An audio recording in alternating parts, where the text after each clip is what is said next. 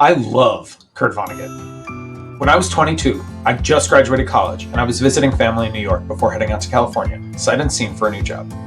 My cousin had a copy of Cat's Cradle on his shelf. From the looks of it, it was a tiny little nothing book that would fit in my pocket while wandering around Manhattan. It was exactly what I was looking for. The moment I cracked those pages though, man, I was hooked. In the year to follow, I read every one of Kurt Vonnegut's novels, as well as a bunch of his short stories and nonfiction. I couldn't get enough. Since that time, I've reread numerous of his books, some numerous times. I literally gave my firstborn the middle name Vonnegut. To say I'm a fan would be like calling the pyramids in Egypt kinda cool. Recently, I traveled to Indianapolis to witness the full eclipse. It was awesome in the most literal sense of the word.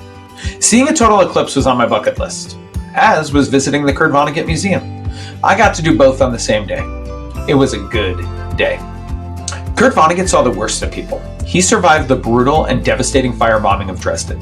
So it goes, as he repeats consistently throughout Slaughterhouse-Five to signify his resignation, if not outright acceptance, of death and destruction. That horrific event played a massive role in his writing, but yet he never lost his sense of joy or wonder. It's a strange dichotomy. He was both horrified by human nature, but in love with people. He survived the worst that humanity had to throw at itself, literally. But rather than making him bitter or angry, it made him strive to work towards a better world. He once said, "There's only one rule that I know of, babies. Gosh darn it, you've got to be kind." When I named my son Vonnegut, I wrote that if I could only teach him one thing in the coming years, I hope it will be that. Kurt Vonnegut used to write short stories, but as he got older, when he came up with an idea for a story, he'd often just work the concept into one of his novels as the works of one of his primary recurring characters, Kilgore Trim. My favorite of these such stories is The Money Tree. The Money Tree had $20 bills for leaves. Its flowers were government bonds. Its fruit was diamonds. It attracted human beings who killed each other around the roots and made very good fertilizer.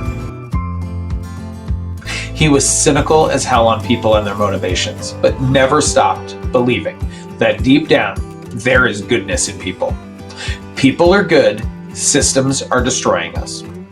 In Cat's Cradle, he wrote that good societies could be built only by pitting good against evil, and by keeping the tension between the two high at all times. He desperately wanted us to break free from such folly, but he also knew that we were powerless to do so. In Hocus Pocus, he wrote, life was like an ocean liner, and the TV sets were portholes through which the people could look while doing nothing, to see all the world was doing with no help from them. Look at it go. He aimed to wake us up with his stories. He wailed against ignorance and complacency and pleaded with humanity to pay attention. But he knew it was a fool's errand. Beware of the man who works hard to learn something, learns it, and finds himself no wiser than before. He's full of murderous resentment of people who are ignorant without having come by their ignorance the hard way. And yet he persisted, as must we all. To stop striving to move the world forward is to accept our fate.